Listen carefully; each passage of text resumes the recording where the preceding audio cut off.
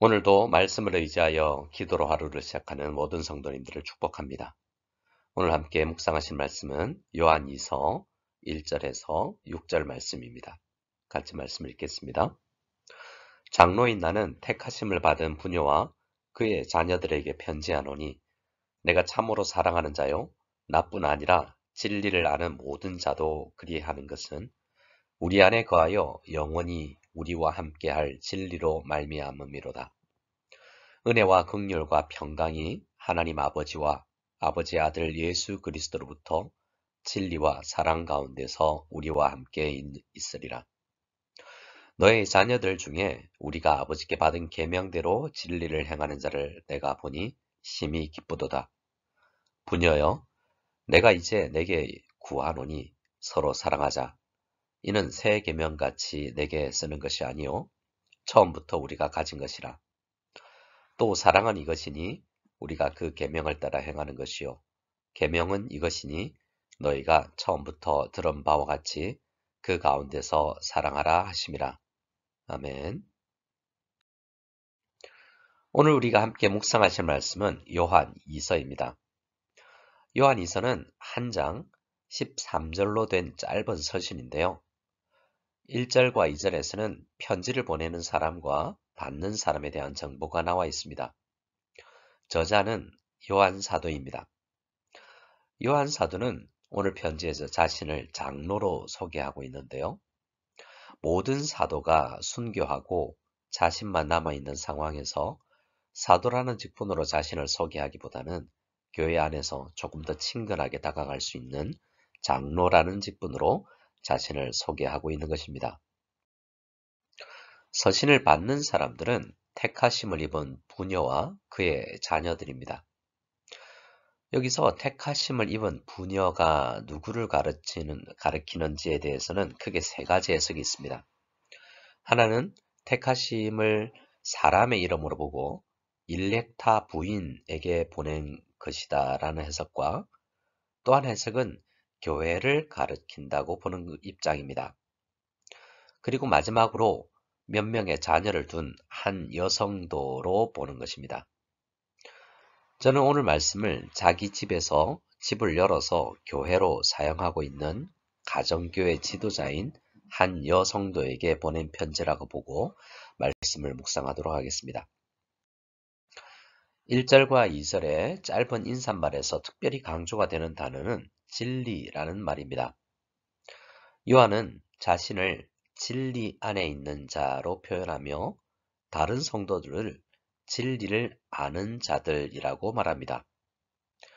요한이 말하는 진리는 넓게는 하나님 말씀 전체를 의미하겠고 좁게는 말씀이신 예수 그리스도 자신을 가리킨다고 할 수 있겠습니다. 우리 주 예수께서는 요한복음 14장 6절에서 나는 길이요 진리요 생명이라고 말씀하셨고 요한복음 17장 17절에서 기도하실 때 아버지의 말씀은 진리이니이다 라고 말씀하셨습니다. 또 사도 바울은 에베소서 1장 13절에서 성도들은 진리의 말씀, 곧 구원의 복음을 듣고 그것을 믿어 약속의 성령으로 인치심을 받은 자들이라고 표현하고 있는 것을 우리는 말씀을 통해서 보게 됩니다. 성도들 사이에 공통점이 있다면 그것은 진리라는 말이죠. 요한은 편지를 받은 여인을 개인적으로 교제하여 알고 있지는 않았지만 이렇게 편지를 쓰는 이유가 서로가 진리 안에 있기 때문이라는 것입니다. 진리 안에 있기 때문에 성도의 교제를 할 수 있다라고 생각하고 글을 쓰고 있는 것이죠. 편지의 후반부에 가면 몇 가지 권면이 나오는데요. 이러한 권면도 진리 안에서 거하는 사람들 사이이기 때문에 할 수 있는 말들이라는 것입니다. 3절에서 사도 요한은 하나님 아버지와 아버지의 아들 주 예수 그리스도께로부터 은혜와 긍휼과 평강이 진리와 사랑 가운데서 우리와 함께 있으리라고 먼저 축복을 합니다. 은혜와 긍휼과 평강은 진리 안에 있는 성도들만 누릴 수 있는 하늘의 축복입니다. 죄 사함을 받지 못한 사람들은 하나님으로부터 책망과 심판만을 받을 뿐이죠. 하지만 예수 그리스도를 믿는 우리들은 그리스도의 중보 사역으로 인해서 하나님께 긍휼하심을 입은 존재들입니다. 그래서 우리 성도들은 어떠한 상황 가운데 놓여 있을지라도 평강을 추구할 수 있고 누릴 수 있는 것입니다. 그리고 우리는 성도가 다른 성도들을 위해서 기도할 때 무엇을 먼저 구해야 할지를 사도 요한의 이 인사말을 통해서 배울 수가 있습니다.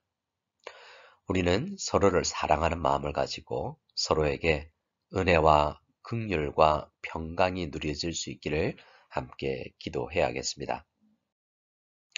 요한이서는 사도 요한이 한 여성도의 가정에 보낸 개인적인 서신이라고 말씀을 드렸는데요. 하지만 이 편지를 읽는 우리는 이 교훈이 그 한 가정에 국한되지 않고 모든 시대, 모든 교회, 우리 모든 성도들에게 주시는 하나님의 교훈으로 읽어내어야 됩니다. 그 성도의 자녀들 중에는 성령의 계명대로 진리 안에서 행하는 자들이 있었다라고 말하는데요. 이 편지를 받는 여자 성도님들이 이 자녀들을 얼마나 말씀 안에서 잘 양육하고 있었는지를 인정하고 격려하는 말입니다. 아마 이 여성도님은 남편이 없는 과부인 것 같은데요. 혼자서 힘들게 자녀들을 믿음 안에서 진리를 행하는 사람으로 길러낸다는 것은 여간 쉬운 일이 아니었을 것입니다. 그래서 요한 사도는 사랑으로 격려하면서 모든 믿음의 부모들을 함께 격려하는 것입니다. 사도 요한이 믿음의 어머니와 자녀들을 생각하면서 크게 기뻐하는 것처럼 우리 주님께서도 오늘 우리를 보시면서 크게 기뻐하신다는 것을 믿고 우리의 자녀들을 믿음 안에서 지속적으로 양육할 수 있기를 바랍니다. 그리고 우리 교회 유치부, 초등부, 중고등부 교사 선생님들이 이 마음을 품기를 원하고 선생님들을 향하여서 이 마음으로 서로를 축복할 수 있기를 바랍니다. 사도 요한은 5절에서 서로를 사랑하자라고 말합니다. 사실 이 편지를 받는 그 여성도가 처한 형편은 이단들의 미혹이 있는 상황이었습니다. 이단과의 교류가 교회 안팎에 많이 들어왔을 때 성도들은 사랑이 식어질 수가 있습니다. 수신자의 상황이 그러했던 것 같습니다. 한때 뜨겁게 교회를 섬기며 사역했던 성도가 이단과의 만남으로 인해서 열정이 식어지게 된 상황이 된 것입니다. 아니, 처음에는 그 이단을 통해서 그때까지와는 비교할 수 없을 정도로 큰 열정을 경험했을지도 모르겠습니다. 하지만 시간이 지나며 진리를 떠난 이단과의 교제는 필연적으로 침체를 가져오게 된 것입니다. 그러나 그럴 때일수록 성경의 진리를 굳게 지키며 이단과 오류를 배격하는 일뿐만 아니라 우리 성도님들은 주님을 믿고 순종하는 자들 간에 서로 사랑하는 일이 더욱 필요하다라는 것을 오늘 말씀을 통해서 깨닫게 됩니다. 서로 사랑하는 것은 성도에게 새삼스러운 일이 아닙니다만 여러 가지 영향으로 인해서 식어진 성도의 마음에 열정을 불러일으키는 교제를 다시 시작한다는 것은 쉬운 일만은 아닙니다. 하지만 멈추지 말고 추구해야 하는 것이 이 사랑하라는 주님의 명령입니다. 6절에서 사도 요한은 진리 안에서 행하는 삶을 서로 사랑하는 것과 하나님의 계명을 따라 사는 것으로 표현합니다. 하나님의 계명을 거슬러 행하지 않고 십계명을 범하거나 성경 말씀을 무시하거나 부정하거나 거역하지 않고 하나님의 말씀을 따라 바르게 사는 것이 서로 사랑하는 것이다 라고 말하고 있습니다.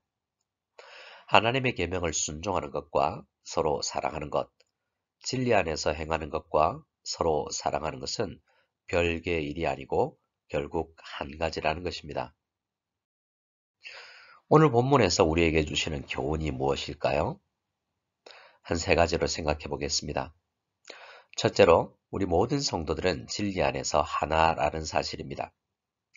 비록 우리가 오랜 기간 알아온 사이가 아닐지라도 서로 같은 진리의 말씀을 믿고 있다라는 것을 발견하는 순간 우리는 진리 안에서 교제할 수 있고 우리 교회 안에 모든 성도님들에게 친근하게 다가갈 수 있다라는 그런 마음을 가져야 한다는 것을 오늘 말씀을 통해서 배우게 됩니다.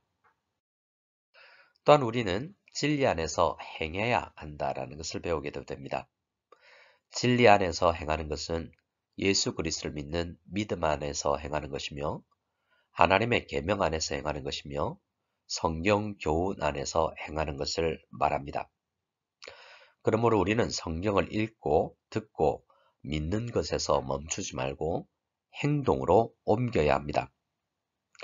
오늘 사도 요한이 그러하는 것처럼 다른 성도님들에게 우리도 문자로든 전화로든 서로를 격려하는 것을 행동으로 실천해 보시길 바랍니다. 마지막으로 우리는 서로 사랑해야겠다라는 것입니다. 우리 주 예수께서는 제자들에게 서로 사랑하라라는 계명을 주셨죠. 이것은 모든 가르침의 핵심입니다. 하나님은 사랑이시기 때문에 하나님이 행하시는 모든 창조와 섭리는 사랑으로 인해서 나타난 것들입니다.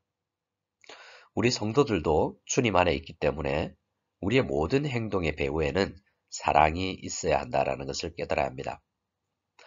아직 우리는 완전하지 않기 때문에 시기심으로 때로는 불평하는 가운데 행동으로 옮기기도 합니다.